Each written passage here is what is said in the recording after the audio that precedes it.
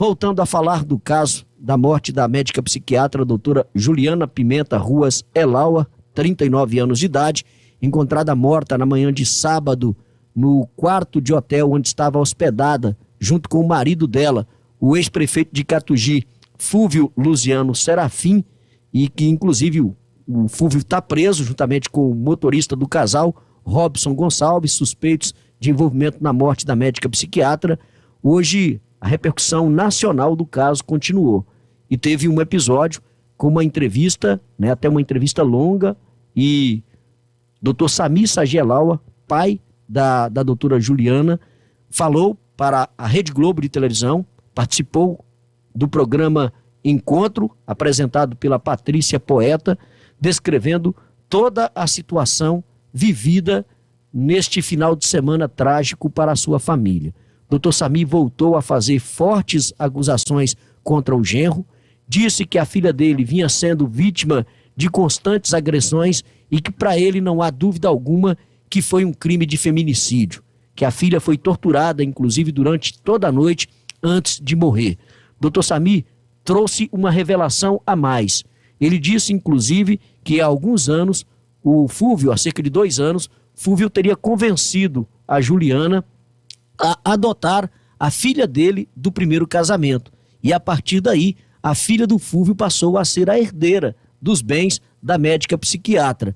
Por essa razão, o Dr. Sami disse acreditar, inclusive, que o crime tenha sido premeditado, já que, segundo ele, a filha Juliana tinha interesse em se separar do Fúvio Luziano. Vamos trazer agora um trecho dessa entrevista, alguns trechos dessa entrevista do Dr. Sami, concedida ao Encontro da Rede Globo de televisão, à apresentadora Patrícia Poeta. Acompanhe.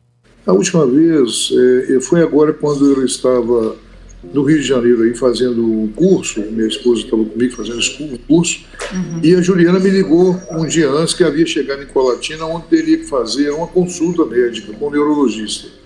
Fez a consulta, correu tudo bem, foi para a churrascaria, foi à tarde, ela tomou um sorvete, segundo ela me falou, e me ligou à noite dizendo que estava tudo ótimo, me mandou um beijo, uma boa noite, e falou: pai, te ligo amanhã cedo. E essa amanhã cedo, essa noite foi a última vez que eu consegui falar com minha filha. O Fúvio me ligou pela manhã, às 10 horas. Minha filha já estava morta desde a noite, e ele me ligou pela manhã, dizendo que havia acontecido uma coisa chata. Eu perguntei o que era, ele falou: a Juliana está em óbito aqui. Mas uma tranquilidade, eu quase enlouqueci. Comecei a gritar, comecei a chorar, e em seguida ele falou: chamei o SAMU. E o SAMU, minha mulher, então, logo acionou a polícia no Rio de Janeiro, lá no Rio para Colatina. A polícia chegou, ela já estava em óbito há muitas horas, toda machucada, e dessa forma foi que ele falou comigo. Meu filho ligou para ele em seguida, meu filho de 17 anos, ele disse para meu filho o seguinte: ela não aguentou nem o tranco da noite, riu e desligou o telefone. Frieza de um assassino frio. Olha a forma que ele falou com meu filho, olha a forma que ele me disse. Um pai recebeu a notícia dessa forma. Olha, eu posso te adiantar que a relação ficou muito ruim nos últimos anos, nos últimos 2, 3, 4 anos, 2, 3 anos. O ano passado, eu pedi uma medida protetiva à Justiça de Teoflotone, disse que ela corria risco de morrer, o juiz não acreditou e negou a medida protetiva. Talvez se essa medida tivesse saído, nós não teríamos chegado a esse ponto. Negou a medida e continuou o relacionamento. Todo dia aparecia com o olho roxo. Ele falava que ela caía em casa, ela tinha medo de me contar a verdade, ele a ameaçava, violento. E até quando, este ano, ela apareceu com um corte profundo na região frontal, foi medido no IML, tinha 7 centímetros de tamanho corte, eu tive que chamar um cirurgião plástico na Unimed para fazer a sutura e recompor a testa dela. Tudo isso ele vinha dizendo que ela caía de casa. Na verdade, ele estava agredindo ela várias vezes e nós não tínhamos como provar, porque ela tinha medo de contar a verdade, medo de eu ter um confronto físico com ele. Ô Patrícia, eu acredito que foi muito bem planejado por ele. A minha filha adotou, a pedido dele, há uns 2 anos atrás, como filha dela. A filha dele, que como filha dela, não teve filho com ele. Então, a filha dele hoje é herdeira de tudo dela que ela tem. Ela tem alguns bens, móveis, imóveis, E ela tem, ele planejou, ela disse que queria separar dele. Eu acredito que seria a última oportunidade dele estar com ela, sozinho, e planejou fazer isso que ele fez. À noite, Patrícia bateu tanto nela que quebrou o crânio dela em 2 lugares. Ele massacrou o estômago dela, que foi retirado pelo IML para fazer exame. Asfixiou mecanicamente a minha filha. Era uma pessoa de 50 quilos de peso, franzina, bonita, ele corpulento, rebentou minha filha a noite toda, foi batendo até matar. E você imagina o pavor da minha filha, querendo salvar, gritando. Os vizinhos de quarto escutaram o ruído, reclamaram e ninguém foi lá para poder tentar abrir a porta para conversar com ele. Talvez fosse a chance de salvar a vida da minha filha. Você imagina um homem corpulento quebrar o crânio dela em 2 lugares, deixou ela morta com ele durante a noite, pela manhã foi à portaria do hospital, do hotel, dizendo que a minha filha estava desmaiada, estava passando mal, que ele queria acertar a conta para levá-la embora. Aí o hotel não aceitou, pediu para chamar o SAMU e em seguida a polícia chegou, constatou o óbito, não tinha nada desmaiada, ele estava tentando fugir, não sei para onde queria e como é que ele ia tirar minha filha lá de dentro, dizendo que ela estava desmaiada. Ele foi imediatamente, a polícia fez a prisão, a polícia do Espírito Santo agiu muito rápido, né? Foi muito inteligente, e no instantinho fizeram a prisão dele e do motorista. O motorista, inclusive, é suspeito de 2 mortes. Uma morte está confirmada no histórico dele, a outra não se sabe. Uau, não sabia.